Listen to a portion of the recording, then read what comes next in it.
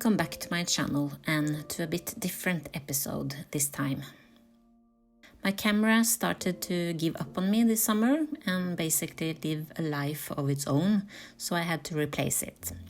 Hopefully this new one will not only improve the quality of my videos, but from now on I will also upload them in 4K because, I finally found that button. As mentioned in my very first video, I think a lot about the concept of home. I even named my channel Heimve, meaning homesickness in Norwegian.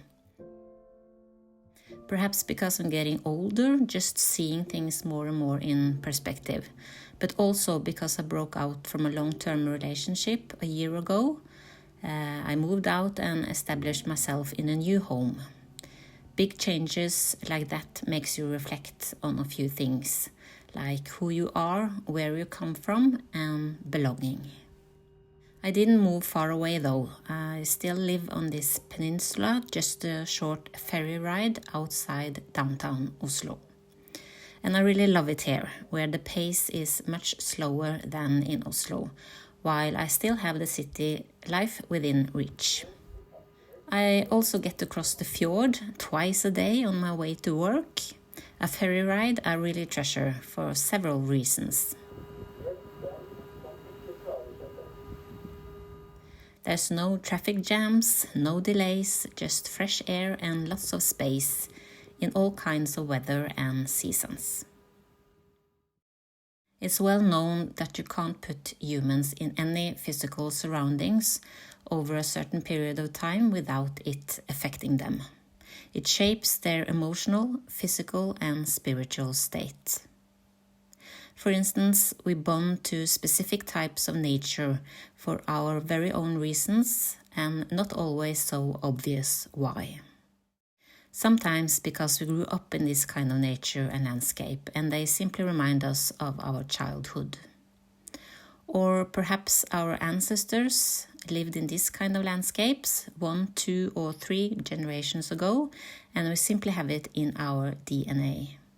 This yearning to go there, this pull towards something unfamiliar and familiar at the same time, even though we've never set our foot there ourselves. Sometimes we don't have any connection at all. Perhaps we grew up surrounded with something completely different, but yet this environment resonates strongly within us. We unexplainably long to go there for some reason.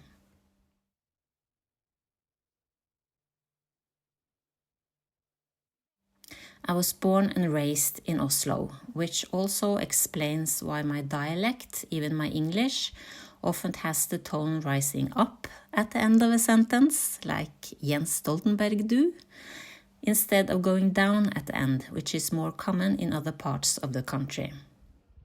My dad was born and raised in Oslo too, just a few blocks from me, and his father again was born here, in pretty much the same neighborhood, all 3 of us.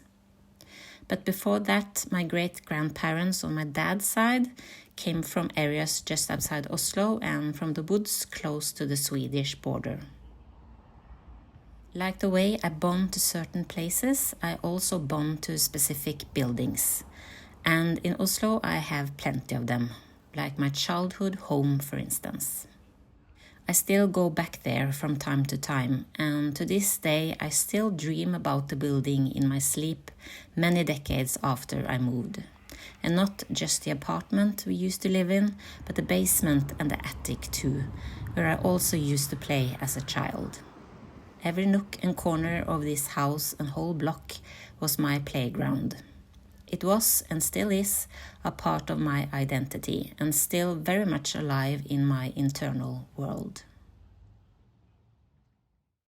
Parallel to my life in Oslo, I've had what felt like a second home on the northwest coast, where the family on my mother's side live. I spent countless holidays there, up until my maternal grandmother died some years ago. I've lost count on how many trips back and forth I took as a child, youth, and adult.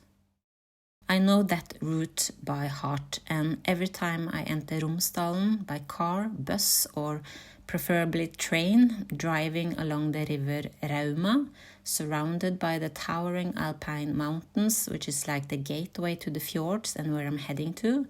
I get this rush and actual tingling in my body. It's like the mountains are greeting me, welcoming me home. Beyond these mountains lies the fjords where half of my ancestors come from, mainly Geirangerfjorden and Storfjorden. The nature here is challenging and complex. It has big contrasts and shifts in light and darkness, tranquility and even danger. Some homes don't even get sunshine during parts of the winter because the high mountains simply block for the low winter sun. In the old days, some homesteads also got totally isolated in the winter because of snow, and they just had to deal with that. This way of behavior from nature shaped the people here and molding them in both good and bad ways. And I can feel that this has rubbed off on me too. It took a while before I realized that I understand myself, my mother and my maternal grandparents better just by looking at this landscape. It all makes more sense to me now. Losing my grandmother, the strongest link I had to the fjords and main reason for frequent visits there, was also an event that led me to start searching for my own place to retreat. A place I could visit and recharge as often as I wanted to and whenever I wanted. A constant. That was a big loss as well, losing that constant. Because after her passing, I immediately felt the need to have a place of my own that survived time and circumstances in life. That was there for me and my son, no matter what. And so I ended up with my cabin in the woods. Family cabins, or hytte in Norwegian, are traditionally something that endure time and get passed on from one generation to the next. We have a very strong hytte culture in Norway, where we withdraw, connect to nature and recharge. Despite this, we didn't have any hytte in my family on any sides before I bought mine. But I would love my cabin to be the same kind of place that endures time.